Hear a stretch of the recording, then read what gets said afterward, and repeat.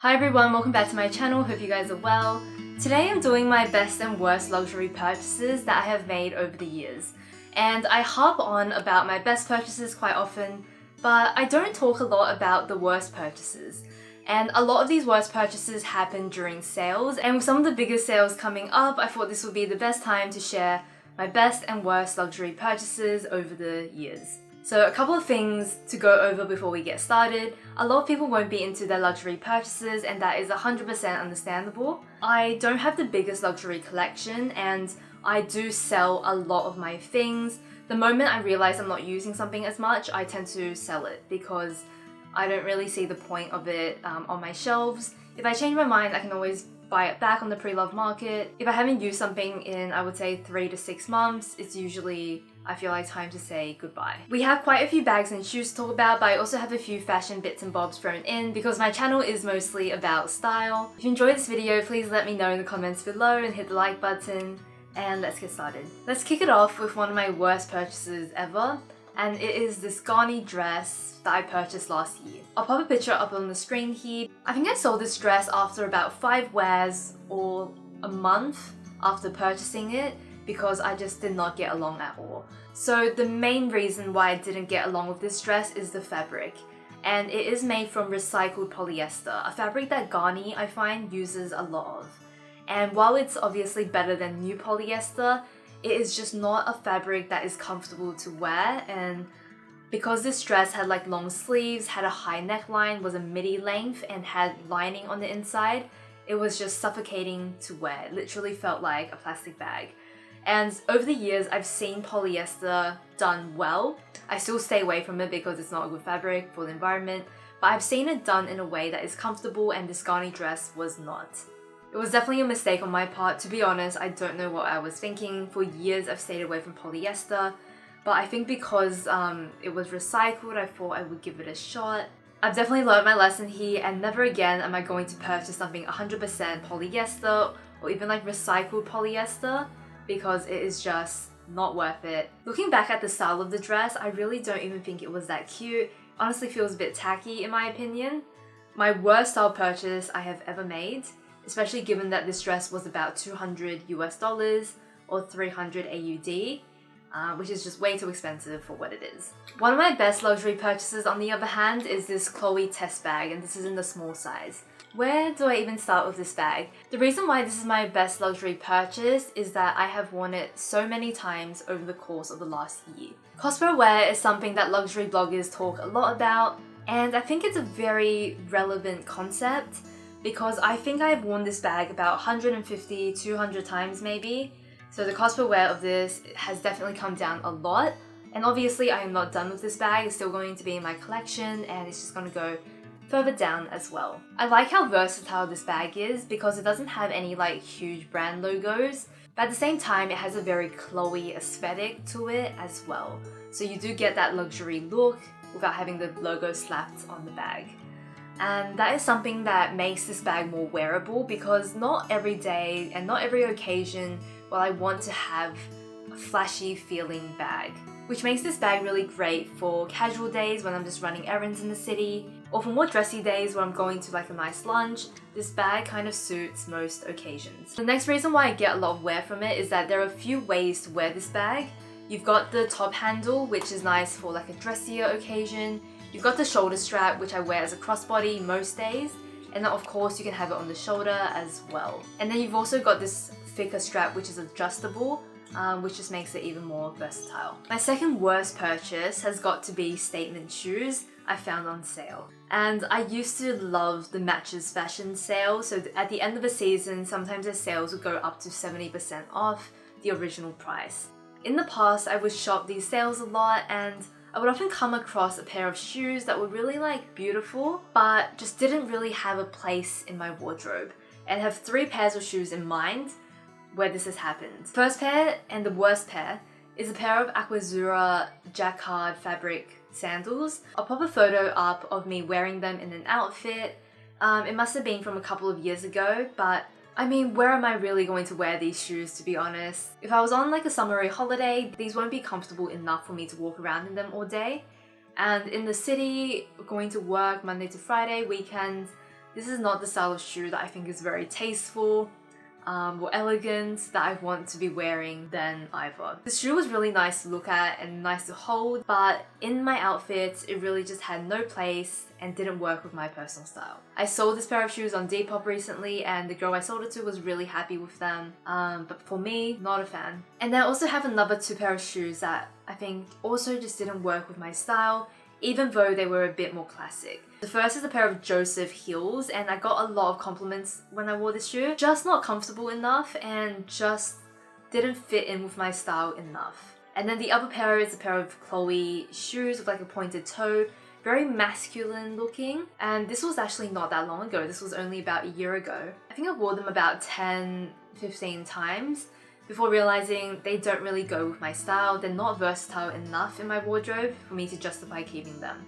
Even though I'm really drawn to like the aesthetic of having like chunky shoes, slightly masculine style, it's not the reality of what's in my wardrobe, which meant that these two shoes just didn't like blend into my style as well as other shoes have in the past. Next up, my second best purchase is the Acne Studios Misubi bag. This bag for me is an all-round winner. I really just cannot fault it at all. Because it has almost no hardware except for like the adjustments here, it makes this bag super light. And the shape of it means that you can actually fit quite a lot in this bag, and it kind of has like a compartment inside to organize it, so you don't really need like a bag organizer. It's also just an elegant bag, and like the Chloe Tess, it's something that you can wear for all occasions, because if you wore it casually, it has no brand names, no logos, nothing too flashy, which makes it very wearable. And definitely one of my best purchases.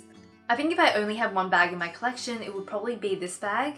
And you know what? I think I prefer this over my Tess. I don't think I use it as much because the Tess is just like the perfect everyday size for me.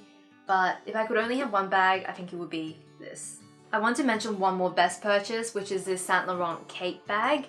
And this is your more traditional luxury bag. It obviously does have logo on it compared to the other two, which are more minimal. You can basically pull the straps in and have it as a clutch. I think I might like tie it on the inside so this string doesn't move around too much. Otherwise, you can pull the strap out and have it as a shoulder or crossbody bag. Saint Laurent bags do often have a very classic shape, so this is just your traditional clutch.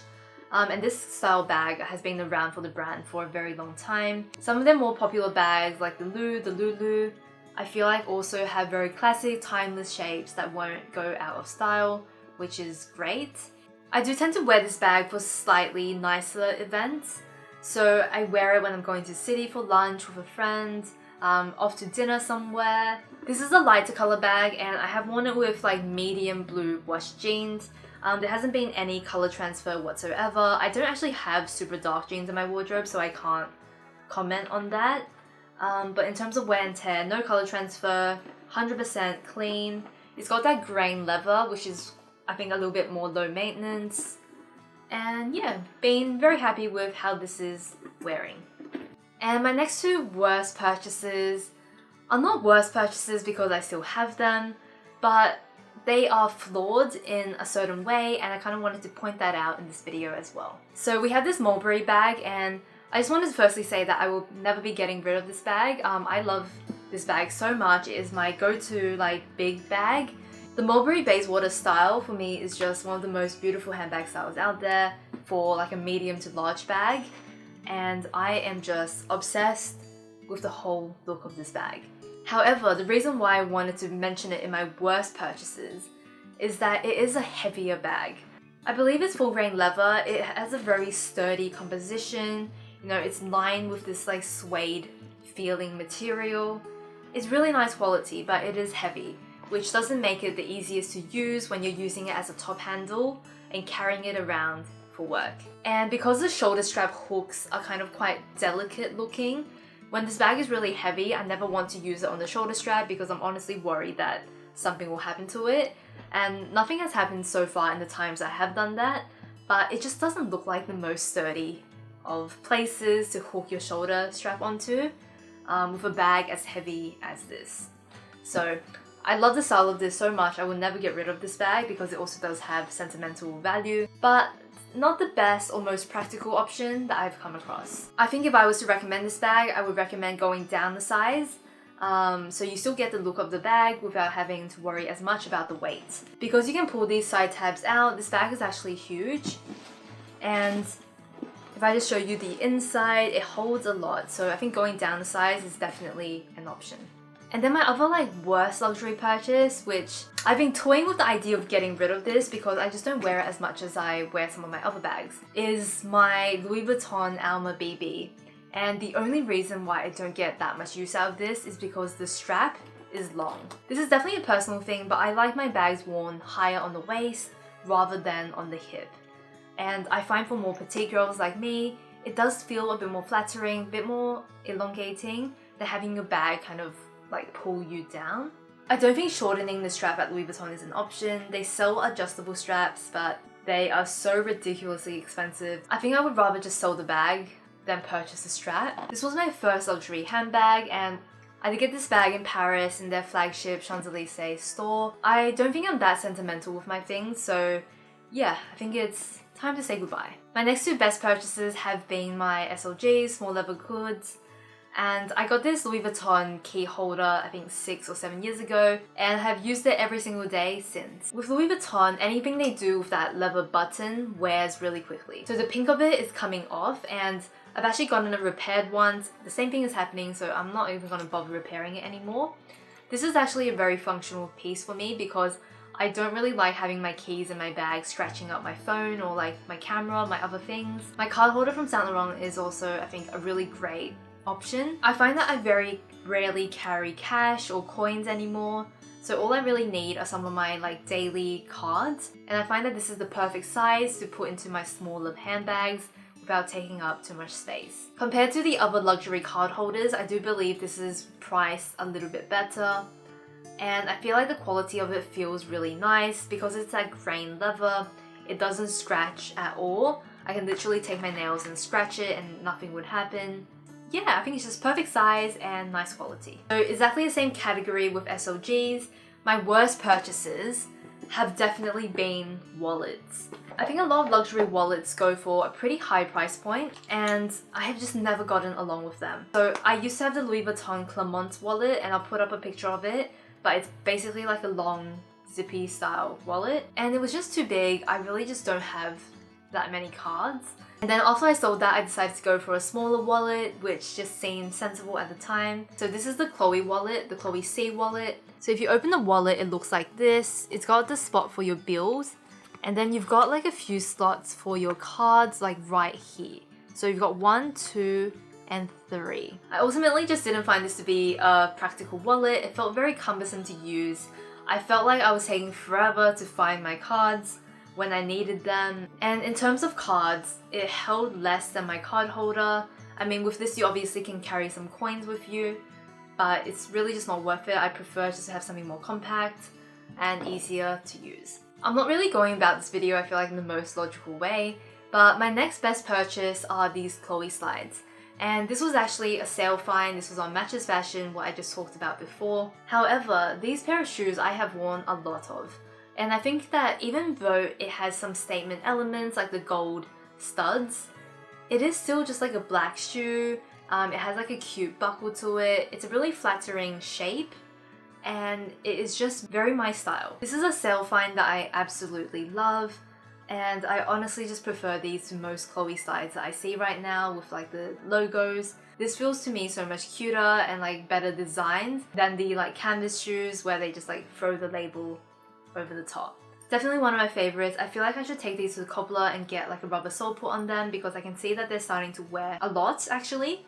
So I definitely need to go do that, but shoes that I absolutely love. On to my next worst purchase, which is just laughable.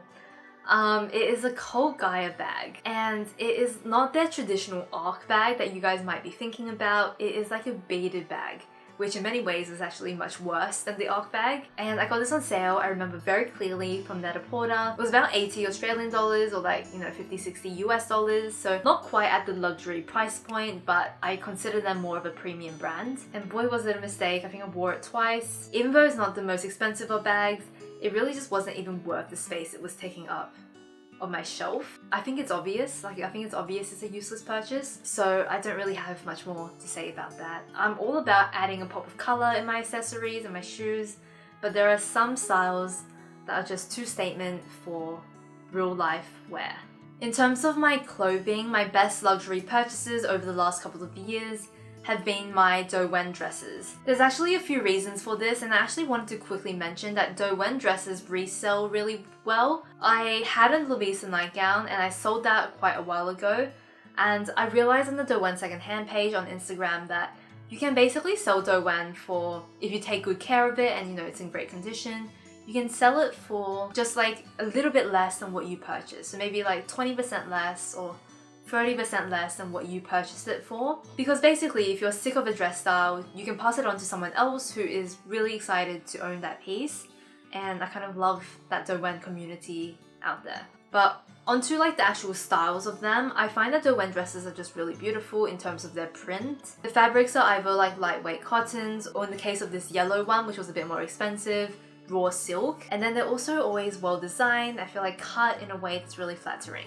I feel like I've made fewer dress purchases since I discovered Doen. If I'm looking at adding a new dress to my wardrobe, I often like to compare them to my Doen dresses. And if I won't choose to wear that dress over these Doen pieces, I tend to not purchase it because I just know I won't get the wear from it. I feel like Doen has raised my standards on how a dress should fit and should make me feel.